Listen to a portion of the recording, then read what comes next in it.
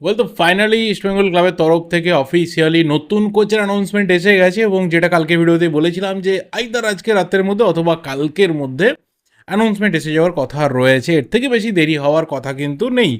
তো কী কী ব্যাপার রয়েছে ডিটেলসে অবশ্যই কথা বলবো। অস্কার ব্রুজোয় আসছেন এবং তার সাথে আরও কী কী চমক রয়েছে ইস্টবেঙ্গল ক্লাবের জন্য নিশ্চিতভাবেই কথা বলতে পার। কালকে থেকে বা কাল থেকেই আরও একটা বিষয় মোহনবাগান ফ্যানেদের মধ্যে চাড়া দিয়েছে, সেটা হচ্ছে যে নুনো রেইস, যাকে ন্যাচারালি নিয়ে আসা হয়েছিল এএফসি চ্যাম্পিয়ন্স লিগ 2 এর জন্য, সেই প্লেয়ারটা তাহলে ভবিষ্যৎ কি দাঁড়ালো, বা এএফসি চ্যাম্পিয়ন্স লিগ 2 এতেই বা মোহনবাগানের কি ভবিষ্যৎ দাঁড়িয়ে রয়েছে, মোহনবাগান এরপর কোথায় কোথায় মুভ করতে চলেছে, পুরো ডিটেলসে যা কিছু ব্যাপার রয়েছে অবভিয়াসলি কথা বলবো। প্রথম কথা অবশ্যই রয়েছে মোহনবাগানকে নিয়ে। দেখো, মোহনবাগান যে বিষয়টা ফেস করেছে এফসির তরফ থেকে, খুব স্ট্রেট ওয়েতে যদি বলি, তাহলে একটু ছোট্ট করে বলে দেওয়া দরকার যে যেই কারণে ইরান যায়নি, সেই কারণটা এএফসির কাছে কিন্তু মোহনবাগান তুলে ধরেছিল, যে সেই দেশে একটা সিকিউরিটি ইস্যুস রয়েছে এবং প্লেয়াররা এই ওয়ার সিচুয়েশনে ইরানে খেলতে যেতে চাইছে না। এবং সেটা এরকম না যে ম্যাচটা 2 তারিখে রয়েছে আর 1 তারিখে মোহনবাগান বলেছিল আমরা খেলতে যেতে পারছি না। প্রায় তার 6-7 দিন আগে থেকে মোহনবাগান চিঠিপত্র পাঠাতে শুরু করে, মেল করতে শুরু করে এফসির কাছে, যে এটাকে অন্য একটা নিউট্রাল ভেন্যুতে নিয়ে যাওয়া হোক অথবা ম্যাচটা রিশিডিউল করা হোক। জোর দেওয়া হয়েছিল নিউট্রাল ভেন্যুতে নিয়ে যাওয়ার, কারণ মোহনবাগানও চেয়েছিল যে যে দিনকে ম্যাচ রয়েছে সেই ডেডিকেটেড ডেতে ম্যাচটা খেলতে। এবার সেখানে এফসি এই বিষয়টাতে কর্ণপাত করেনি। এই অবস্থা থেকে আমরা জানতাম যে একটা ভার্ডিক্ট অবশ্যই আসবে, এবং সেখানে এফসি কোন পক্ষে কথা বলবে, অবশ্যই ইরানের পক্ষে কথা বলবে, কারণ সেখান থেকে যা কিছু কন্ট্রোলিং ব্যাপার রয়েছে বা সেখানকার কর্তা ব্যক্তি যারা রয়েছেন এফসিতে, তারা যথেষ্ট পরিমাণে প্রভাবশালী, যেটা আমাদের ভারত থেকে ন্যাচারালি কেউ নেই। তো এখান থেকে যা আপডেট উঠে আসছিল সেটাই কালকে ভার্ডিক্ট হিসাবে বেরিয়ে আসে, যে মোহনবাগানকে এফসি চ্যাম্পিয়ন্স লিগ 2 থেকে বার করে দেওয়া হয়েছে এবং টোটালটা 0 করে দেওয়া হয়েছে। মোহনবাগানের কোনো ম্যাচ শো করা হবে না, কোনো গোল শো করা হবে না, কোনো পয়েন্ট মোহনবাগানকে দেওয়া হবে না, একদম 0 পয়েন্টে মোহনবাগানকে রাখা হবে। এবার এই অবস্থা থেকে মোহনবাগান কিন্তু এএফসির যে আপিল কমিটি রয়েছে সেই আপিল কমিটির কাছে মুভ করেছে, কারণ বেশ কিছু যা ডকুমেন্ট সামনে রয়েছে, বিশেষ করে এখানে ইরান থেকে যে পরিস্থিতি তৈরি হয়েছিল, যে যুদ্ধকালীন পরিস্থিতি তৈরি হয়েছিল বা তৈরি হয়ে রয়েছে, তার সমস্ত ধরনের ফুটেজেস, এবং তার সাথে নিউজ মিডিয়া যা কিছু কভারেজ করেছে সমস্ত কিছু, এবং তার সাথে অক্টোবর মাসের 2 তারিখে আমাদের দেশের এমইএ থেকে, মানে মিনিস্ট্রি অফ এক্সটার্নাল অ্যাফেয়ার্স থেকে যে নোটিফিকেশন বেরিয়ে আসে আমাদের দেশের নাগরিকদের জন্য, যে ইরান যাত্রার ক্ষেত্রে কিছু অ্যাডভাইজারি কন্ট্রোল থাকছে, সেখানে না যাওয়াটাই বেটার হবে, এবং ইরানে যারা বসবাসকারী ভারতীয় রয়েছেন তারা দয়া করে এমবাসির সাথে রেগুলার বেসিসে যোগাযোগ রাখুন। সেই সমস্ত কিছু ডকুমেন্টস, নোটিফিকেশন এবং যা কিছু চিঠিপত্র চালাচালি হয়েছে সব কিছু নিয়ে কিন্তু মোহনবাগান এফসির যে অ্যাপিল কমিটি রয়েছে সেখানে মুভ করেছে। কিন্তু এখনও অবধি সেটার যে খুব ফাস্ট ট্র্যাকে প্রগ্রেস হচ্ছে এরকম না। এবার এর পাশাপাশি কিছু আরও উড়ো আপডেট বেরিয়ে আসছে, যেমন ইরানের সাথে কাতারের একটা ম্যাচ রয়েছে, ওয়ার্ল্ড কাপ কোয়ালিফিকেশনসের একটা ম্যাচ রয়েছে, যেটা ইরানে খেলা হওয়ার কথা ছিল। সেই ম্যাচটাকে নাকি একটা নিউট্রাল ভেন্যুতে নিয়ে যাওয়া হচ্ছে, সেটা ইরানে খেলা হবে না। কাতারও এই ক্ষেত্রে ইরানে যেতে রাজি নয় এবং তারা চাইছে একটা নিউট্রাল ভেন্যুতে ম্যাচটা করতে, এবং সম্ভবত সৌদি আরবেতে খেলা হতে পারে। এখন অবধি যা কিছু আপডেট বেরিয়ে এসছে সৌদি আরবে খেলা হতে পারে, অন্য কোনো দেশেও হতে পারে, কিন্তু আপাতত সৌদি আরবে হওয়ার চান্স সব থেকে বেশি রয়েছে ইরান ভার্সেস কাতার ম্যাচটা। তো এই ধরনের বেশ কিছু ডকুমেন্টস রয়েছে, বা আল নাসারের তরফ থেকেও যে একটা এই ধরনের দাবি জানানো হয়েছে, এই সব কিছু নিয়ে কিন্তু আপাতত মোহনবাগান এএফসির যে অ্যাপিল কমিটি রয়েছে সেখানে গেছে, এবং খুব স্বাভাবিকভাবেই সেখান থেকে যদি মোহনবাগান খুব ভালো ফিডব্যাক না পায়, তাহলে হয়তো এই ইস্যুটা নিয়ে মোহনবাগান ফিফাতে যেতে পারে, যেটা অনেকের জানার ইচ্ছা ছিল। সেটা হয়তো আগামী দিনে মোহনবাগান ফুলফিল করতে পারে, যে মোহনবাগান এই গ্রাউন্ডটাকে এত ইজিলি ছাড়তে চাইছে না। কিন্তু মানে সিরিয়াসলি জানি না, যেভাবে এই দেশগুলো থেকে বিভিন্নভাবে ফুটবলিং সিস্টেমটা কন্ট্রোলড হয়ে থাকে, সেখানে ভারত থেকে মোহনবাগান ঠিক কতটা সুবিধা করতে পারবে সেই নিয়ে আমাদের অবশ্যই ডাউট রয়েছে, কারণ আমাদের দেশের যে একটা প্রতিনিধিত্ব বা আমাদের দেশের যে একটা পাওয়ার, এএফসিতে বলো, ফিফাতে তো নেই, বাদই দাও, সেটা তো কোনো কথাতেই আসেনি, এএফসিতেও নেই। তো সেখানে কিছু হবে বলে মনে হচ্ছে না, বাট হ্যাঁ একটা শেষ চেষ্টা, একটা হার্ড ট্রাই মোহনবাগানের তরফ থেকে একদম একার হাতে আপাতত করার চেষ্টা চলছে, দেখা যাক সেটা কি হয়। এবং এর পাশাপাশি যে বিষয়টা আরও খুব ডিপলি উঠে আসে, যে Mohun Bagan Nuno Reis Portuguese defender তাকে সই করিয়েছিল এফসি চ্যাম্পিয়ন্স লিগ 2 এর জন্য। টার্গেটটা ছিল এফসি চ্যাম্পিয়ন্স লিগ 2 এ খেলানো, তার কোয়ালিটিকে এখানে জাজ করা এবং পরবর্তী সময়ে আইএসএলে ঠিক যেরকম দরকার সেরকম সময় মতো তাকে রেজিস্ট্রেশন করিয়ে নেওয়া। কিন্তু সেই সুযোগটা আপাতত নুনো রেইসের কাছে নেই, কারণ আগামী দিনে কি ভার্ডিক্ট আসবে আবারও সেটা আমরা জানি না। কিন্তু আপাতত মোহনবাগানে নুনো রেইসের খেলা হচ্ছে না। তো তাকে নিয়ে মোহনবাগান কি করবে?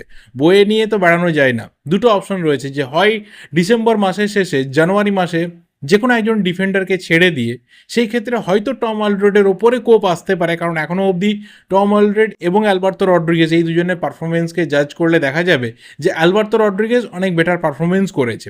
এটা একটা চান্স থাকছে তাকে ছেড়ে দিয়ে নুনো রেইসকে রেজিস্ট্রেশন করিয়ে নেওয়া। কিন্তু আবার এটাও ফ্যাক্টর যে নুনো রেইস কিন্তু ততদিনে একটা সিঙ্গেল কম্পিটিটিভ ম্যাচ খেলবে না, কিন্তু টম অলরেড সেখানে সেই ডুরান্ড কাপ থেকে শুরু করে একদম ডিসেম্বরের শেষ অবধি কন্টিনিউয়াসলি মোহনবাগানের হয়ে খেলতে থাকবে। তো একজন ফিট প্লেয়ার, একজন ম্যাচ ফিট প্লেয়ার যে অলরেডি টিমের কম্বিনেশনের সাথে ঢুকে গেছে, যে অলরেডি পুরো কোচের স্ট্র্যাটেজি রয়েছে, যা ট্যাকটিক্স রয়েছে সেটাকে রিড করতে পারছে, বুঝতে পারছে, সেটা আলটিমেট ইমপ্লিমেন্ট করতে পারছে মাঠে, সেরকম একটা প্লেয়ার যদি তার কোনো ধরনের অন্যরকম সমস্যা না থাকে, সেটা যে কোনো প্লেয়ার হতে পারে, তাহলে সেই প্লেয়ারকে ছেড়ে দিয়ে, আজকে আমি টম অলরেডের কথা বলছি বা আগেও বলেছি, ধরে নাও টম অলরেডের বদলে যে কোনো প্লেয়ার, হয়তো মাঝমাঠ থেকে বা ফরওয়ার্ড থেকে যে কোনো প্লেয়ার, যে কাউকে একটা স্যাক্রিফাইস করে দেওয়া হলো, ডিফেন্সটা আরও মজবুত দরকার, বা Nuno Reis as a central defensive মিডফিল্ডও খেলতে পারে, সেখানেও তাকে ইউজ করা যাবে, এরকম একটা ভাবনা চিন্তা থেকে তাকে নিয়ে আসা হলো। কিন্তু সেই প্লেয়ারটা জানুয়ারি মাস অবধি তো কোনো কম্পিটিটিভ ম্যাচ খেলবে না। তো তাকে নিয়ে আসাটা মানে ভীষণভাবে একটা আলটপকা বাজির মতো হয়ে যাবে, যে কোনো দিক দেখবো না, কোনো কিচ্ছু বুঝবো না, আমি বাজিটা গিয়ে লাগিয়ে দেবো। তো এই ধরনের একটা সিচুয়েশন হয়তো হয়ে যাবে। তাহলে সেই ক্ষেত্রে আরও একটা সুটেবল রাস্তা হচ্ছে যে ডিসেম্বর অবধি বা তার আগে নুনো রেইসকে যদি দেখা যায় যে কোনোভাবে এফসি চ্যাম্পিয়ন্স লিগ 2 এর ভাগ্য পরিবর্তন হচ্ছে না মোহনবাগানে, তাহলে হয়তো মোহনবাগান তাকে মিউচুয়ালি ছেড়ে দিতে পারে, যাতে সে অন্য কোনো ক্লাবে গিয়ে মুভ করতে পারে এবং সেখানে গিয়ে তার কেরিয়ারটা কন্টিনিউ করতে পারে। একটা প্লেয়ারও কখনো চাইবে না যে সে বসে থাকতে। তো বিভিন্ন রকম কিন্তু সম্ভাবনা রয়েছে আজকের এই সময়ে দাঁড়িয়ে, আজকের এই ডেটে দাঁড়িয়ে নুনো রেইসের ভবিষ্যৎ এটাই হতে চলেছে। এটা বলে দেওয়াটা খুব বোকামি। কাল থেকে অনেকে জানতে চেয়েছিল যে আলটিমেট হচ্ছেটা কি তাকে নিয়ে, কি হচ্ছে এক্স্যাক্ট বলা যাক। তো এক্স্যাক্ট এই মুহূর্তে বলাটা খুব টাফ, খুবই টাফ। টিমের যেরকম সিচুয়েশন থাকবে, যেরকম নিড থাকবে, যেরকম ডিমান্ড থাকবে, যা কিছু অবস্থা বুঝবেন কোচ বা ম্যানেজমেন্ট, সেই মতো কিন্তু সিদ্ধান্ত হবে। তবে বর্তমান সময়ের নিরিখে যদি এই 6 জন বিদেশি প্লেয়ারের পরিবর্তে কাউকে একটা ছেড়ে দিয়ে যদি নুনো রেইসকে নিয়ে আসার মতো সম্ভাবনা তৈরি হয়, তাহলে সেই প্লেয়ারটা কোন প্লেয়ারকে ছাড়া হলে টিমের ব্যালেন্সের ক্ষেত্রে সুবিধা হবে, সেটা অবশ্যই তোমাদের ওপরে আমি ছাড়ছি, তোমরা কমেন্ট করে জানিও। লাস্ট বিষয়টা অবশ্যই বলবো ইস্টবেঙ্গলের কথা, কারণ এর বেশি আজকে আর কিছু বলে সময় বাড়াতে চাইছি না। ইস্টবেঙ্গল অফিসিয়ালি অস্কার ব্রুজোকে দায়িত্ব দিয়েছেন। আজকে রাত্রিরে তার অফিসিয়াল অ্যানাউন্সমেন্ট ইস্টবেঙ্গল ক্লাবের তরফ থেকে এসে গেছে, প্রেস রিলিজ করে তারা জানিয়ে দিয়েছে, এবং 2024-25 সিজনের জন্য অস্কার ব্রুজো ইস্টবেঙ্গলের দায়িত্ব তিনি নিচ্ছেন। এবং আপাতত যতটুকু আপডেট পাওয়া যাচ্ছে, তিনি সাথে কিছু সাপোর্ট স্টাফ তার নিয়ে আসছেন, এবং সেই ক্ষেত্রে যারা ইস্টবেঙ্গলের অ্যাসিস্ট্যান্ট কোচ ছিলেন বিনো জর্জের সাথে, যারা কার্লোস কোয়াদ্রাতের সময়ের, সম্ভবত তারা প্রায় প্রত্যেকেই বেরিয়ে যেতে চলেছেন। এবং সেখানে নতুন কারা দায়িত্ব নিচ্ছে, তাদের কতটা এক্সপিরিয়েন্স রয়েছে, কত ভালোভাবে তারা একটা টিমকে হ্যান্ডেল করতে পারবে, সব দিকে কিন্তু ইস্টবেঙ্গল জনতা তাকিয়ে রয়েছে। কারণ গোলকিপিং কোচ নিয়ে খুব একটা প্রশ্ন তোলার জায়গা রয়েছে বলে মনে হয় না, বাট হ্যাঁ আরও বেটার গোলকিপিং কোচ ইস্টবেঙ্গল ডিজার্ভ করে, সেই ক্ষেত্রে পারফরমেন্স আরও বেটার হয়তো বেরিয়ে আসবে।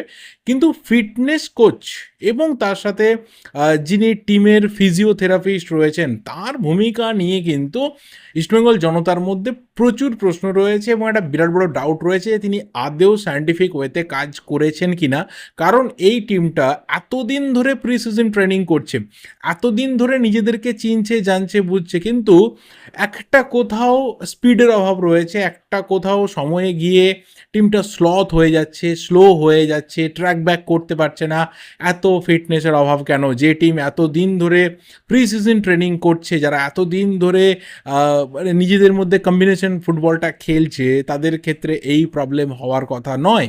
তো সেখানে দাঁড়িয়ে যদি আরও বেটার কোনো সাপোর্ট স্টাফ অস্কার ব্রুজো নিয়ে আসতে পারেন, সেই ক্ষেত্রে ইস্টবেঙ্গল জনতা কিন্তু নিশ্চিতভাবে তাকে বাহবা দেবেন। কিন্তু তার পাশাপাশি যে বিষয়টা নিয়ে ইস্টবেঙ্গল জনতা অনেক বেশি ইন্টারেস্টেড সেটা হচ্ছে অস্কার ব্রুজো তিনি বাংলাদেশে লাস্ট কাজ করেছেন, অনেক দিন হয়ে গেল তিনি বসুন্ধরা কিংসের দায়িত্বে নেই, তাকে ছেড়ে দিয়ে নতুন কোচ নিয়ে এসে বসুন্ধরা কিংস। কিন্তু বসুন্ধরা কিংসের যে ফুটবলার তার কোথাও সব থেকে বড় অস্ত্র ছিল, সেই প্লেয়ারকে তিনি ইস্টবেঙ্গলে কত তাড়াতাড়ি নিয়ে আসতে পারবেন, এটা নিয়ে ইস্টবেঙ্গল জনতার কিন্তু জানতে চাওয়ার আগ্রহ চরম লেভেলে রয়েছে। রবসন রবিনহো যদি বাংলাদেশের দিকে কান পাতা যায় তাহলে সেখানেও কিন্তু বসুন্ধরা থেকে রবসনের বেরিয়ে যাওয়ার যে চাপা গুঞ্জন সেটা কিন্তু ভীষণভাবে চলছে, এবং যতটুকু বিভিন্ন মানুষের সাথে ওখানে পরিচয় রয়েছে ফুটবল রিলেটেড, সেখানে একটা পরিষ্কার আভাস পাওয়া যাচ্ছে যে রবসন কিন্তু বসুন্ধরা ছাড়তে চাইছে, রবসন বসুন্ধরা ছেড়ে নতুন চ্যালেঞ্জ নিতে চাইছে,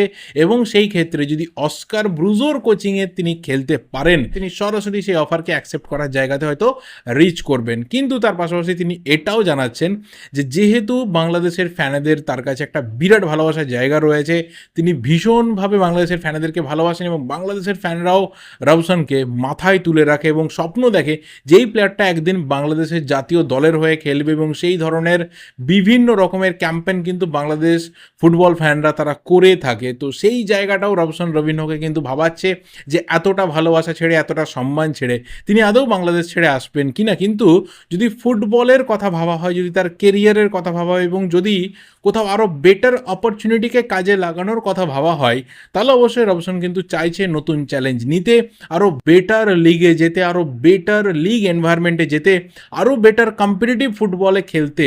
এটা কিন্তু রবসন নিজে থেকে চাইছে, এবং সেই চাওয়ার সূত্রেই হয়তো এএফসি চ্যালেঞ্জ লিগের আগে যদি সব রকম ইকুয়েশনস মিলে যায় এবং অস্কার ব্রুজোর যে চাহিদাটা রয়েছে সেটা ইস্টবেঙ্গল ম্যানেজমেন্ট ফুলফিল করে দিতে পারে, তাহলে রবসন রবিনহোকে হয়তো এএফসি চ্যালেঞ্জ লিগের আগে ইস্টবেঙ্গল সই করিয়ে নিলেও নিতে পারে। কিন্তু কালকেও বলেছিলাম, আজকেও বলছি, এটা হয়তো ওয়াইল্ড গেস বা ওয়াইল্ড এক্সপেকটেশনের জায়গাতে রয়েছে।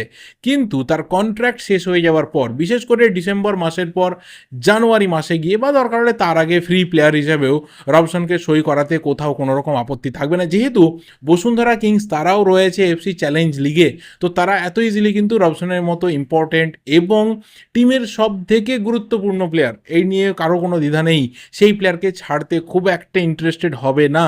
তো সব রকম ইকুয়েশনসের উপরে দাঁড়িয়ে কিন্তু রবসনের বাংলাদেশ ছাড়া এবং ভারতে আসা ডিপেন্ড করে রয়েছে। তো দেখা যাক ফাইনালি কি হয়। ইস্টবেঙ্গল জনতা নিশ্চিতভাবে রবসন রবিনহোকে পেলে অনেক বেশি করে আরও বেটার দিনের একটা স্বপ্ন দেখতে পারে, এবং অস্কার ব্রুজো তিনিও খুব ভালো করে জানেন যে তার হাতে যদি পছন্দের ফুটবলার থাকে, যদি সেই ফুটবলারকে দিয়ে একদম খুব সিম্পল ওয়েতে তিনি তার কাজটা করে ফেলতে পারেন, তাহলে কিন্তু ইস্টবেঙ্গলে লং টার্ম থেকে যাওয়ার আরও বেটার ওয়েতে কাজ করার সুযোগ তিনি পাবেন। এবং তার পাশাপাশি তিনি বেশ কিছু ডোমেস্টিক রিইনফোর্সমেন্টের কথা বলেছেন, কিন্তু সেটা আমরা সবাই জানি যে জানুয়ারি মাস ছাড়া সেটা পসিবল না। কিন্তু সেটা কোন কোন পজিশনের হতে পারে, আমি যেটা ফিল করতে পারছি সেটা হচ্ছে সাইড ব্যাক।